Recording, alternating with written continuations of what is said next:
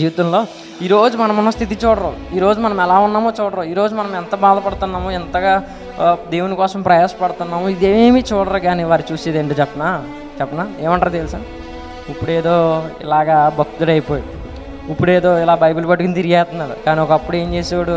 అలా రోడ్లు అంటే తిరిగేవాడు, ఒకప్పుడు వాళ్ళనకాల తిరిగేవాడు అని ఎప్పుడు కూడా ఏం చేస్తారు చెప్పిన మన గతించుకునే జీవితంలో మనం చేసిన తప్పుల్నే ఎత్తి చూపిస్తారు తప్ప ఇప్పుడు మనం ఏంటో వారు చూడరు. కాబట్టి మనుషుల దగ్గర నేను ఇది అని మనం ప్రూవ్ చేసుకోవాల్సిన అవసరం మనకి లేదు. మనుషుల దగ్గర సర్టిఫికెట్లు తీసుకోవాల్సిన అవసరం మనకి లేదు.